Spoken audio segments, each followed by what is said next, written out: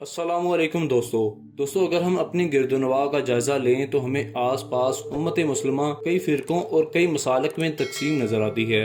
यहाँ कोई शिया है तो कोई सुन्नी, कोई हनफी है तो कोई हम्बली, कोई देवबंदी है तो कोई बरेलवी। गर्ज हमें हर जगह तकसीम दर तकसीम ही नज़र आती है। इस बात की निशानदेही हुज़ूर अकरम सल्लल्लाहु अलैहि वसल्लम ने आज से 1400 साल कबल ही कर दी थी। मशकात की एक हदीस के मुताबिक बनी इसराइल के लोग 72 फ़िरक़ों में तकसीम हुए और उम्मत मुस्लिमा 73 फ़िरक़ों में तकसीम होगी। लेकिन दोस्तों आज का हमारा मौज़ू गुफ्तगू उम्मत मुस्लिमा के 73 फ़िरक़े नहीं, बल्कि आज हम आबादी के लिहाज से दुनिया के सबसे बड़े मजहब मसीहत के बड़े बड़े फ़िरक़ों के बारे में मालूमात हासिल करेंगे। क्योंकि जो हाल उम्मत मुस्लिमा का है तकरीबन उतनी ही या उससे ज्यादा ही तकसीम मजहब ईसाईयत में भी पाई जाती है। तो आइए इसका एक मुख्तसर सा जायजा लेते हैं चंद उन बड़े मसीही फ़िरक़ों का जो माजी में एक दूसरे के दस्तों गरीबा रहे थे और आज भी इनके हाथ एक दूसरे के खून से रंगे हुए हैं। ईसाइयों का सबसे पुराना और बड़ा फ़िरका रोमन कैथोलिक चर्च या मगरबी कलीसा कहलाता है। फ्रांस, स्पेन, इटली और बरे-ए-आज़म जनूबी अमेरिका के अक्सर ममालिक में इसके मानने वालों की एक बड़ी तादाद पाई जाती है। कैथोलिक मजहब की बुनियाद सेंट पीटर ने रखी थी। सेंट पीटर हजरत ईसा अलैहिस्सलाम के 12 हवारियों में से एक थे। इन्हें मसीही मजहब का सबसे पहला बाब भी तस्लीम किया जाता है। सेंट पीटर ने हजरत ईसा अलैहिस्सलाम के बाद 25 बरस तक कैथोलिक मजहब की तबलीग की और इन्हें शहंशाह नीरो के दौर में मजहबी बदअमनी फैलाने के इल्जाम में सलीब पर चढ़ा दिया गया था।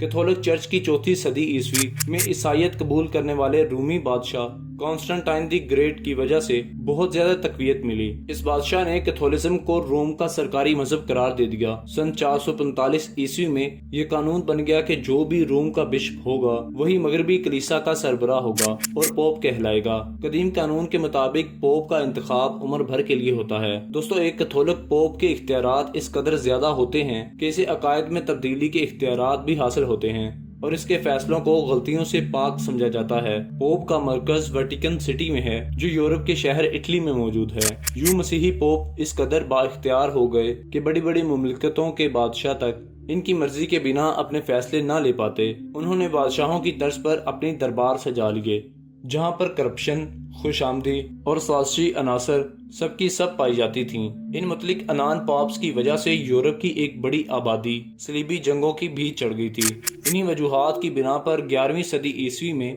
ईसाइयों का दूसरा फिरका अल अकीदा कलीसा यानी ऑर्थोडॉक्स चर्च वजूद में आया। ये लोग मसीही पोप को अपना सरबराह या सियासी कायद तस्लीम नहीं करते थे और ना ही इसके नाफिज करदा कवानीन पर अमल करते हैं, बल्कि ऑर्थोडॉक्स फिरके के मानने वाले लोग ईसाईयत की बुनियादी तालीमात यानी बाइबल में दर्ज कवानीन का एहतराम करते हैं और इसी के मुताबिक अपनी जिंदगी गुजारते हैं। ये कैथोलिज्म के बाद ईसाईयत का दूसरा बड़ा फिरका है जिसके मानने वाले रूस, बुल्गारिया, जॉर्जिया, यूनान और यूक्रेन समेत तमाम मशरकी यूरोप में फैले हुए हैं। इस फिरके की इब्तिदा बजंतीनी सल्तनत में पैट्रिक नाम का एक ओहदा हुआ करता था।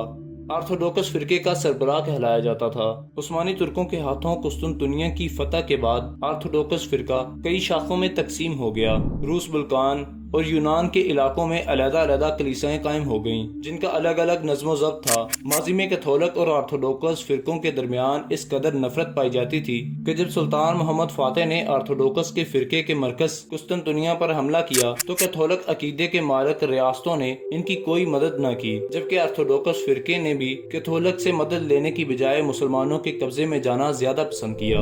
आज दुनिया में तकरीबन 30 करोड़ अफराद इस फिरके की तालीमात से वाबस्ता हैं। ये लोग काफी रासिखुल अकीदा हैं, तस्वीर ममनुआ समझते हैं, रोजे भी रखते हैं और अपनी कलीसा की औलिया को बहुत इज्जत देते हैं। 16वीं सदी ईस्वी की शुरुआत में ईसाइयों के एक बड़े फिरके ने जन्म लिया जिसे दुनिया आज प्रोटेस्टेंट फिरके के नाम से जानती है। 16वीं सदी ईस्वी तक मसीही पादरियों की अयाशियों और करप्शन अपने अरूज पर थी। ये लोग चुन चुन कर अपने दुश्मनों को सलीबी जंगों पर रवाना करती थी, जबकि अपनी मनपसंद लोगों से मतलूबा रकम लेकर इन्हें जन्नत के सर्टिफिकेट्स तकसीम करते फिरते मसीही पुलिस के हाथों यरगमाल बने हुए थे। इनके खिलाफ आवाज उठाने का मतलब दुनिया और आखिरत दोनों की बर्बादी माना जाता था। ऐसे में मार्टिन लूथर नामी एक जर्मन प्रीस्ट ने पापाई आजम के खिलाफ बगावत का ऐलान किया और इल्मी और अकली दलाइल की बुनियाद पर एक नए फिरके की बुनियाद बना डाली। इस जमाने के पोप ल्यूथम ने मार्टिन लूथर को एक फितना करार देते हुए اس کے قائد کو باطل قرار دے دیا اور اس کی لکھی گئی کتابیں جلا دی گئیں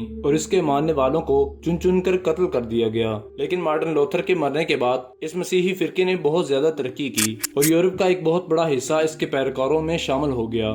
قدیم کیتھولک فرقے اور پروٹسٹنٹ عقائد کی حامل ریاستوں کے درمیان میں یورپ میں کئی جنگیں لڑی جا چکی ہیں جن میں لاکھوں لوگ مارے گئے، اور آج یعنی موجودہ دور میں بھی یہ دونوں فرقے ایک دوسرے کے ماننے والوں کو دائرہ مذہب سے خارج اور جہنمی تصور کرتے ہیں۔ آج آبادی کے لحاظ سے پروٹسٹنٹ مسیحیت کا دوسرا بڑا فرقہ کہلاتا ہے، جس کے ماننے والوں کی تعداد 1 ارب سے زیادہ ہے۔ یہ لوگ یورپ اور امریکہ سمیت دنیا کے بہت سے ممالک میں باکثرت پائے جاتے ہیں۔ ان 3 بڑے قدیم مسیحی فرقوں کے علاوہ ایک فرقہ یہوہ وٹنس کا ہے۔ یہ لوگ رومن کیتھولک کے سخت خلاف ہیں اور تمام عیسائی روایات کو ختم کر کے یہوہ نامی ایک خدا پر یقین رکھتے ہیں۔ ان کے مطابق حضرت عیسیٰ علیہ السلام خدا کے بیٹے نہیں بلکہ ایک مخلوق ہیں۔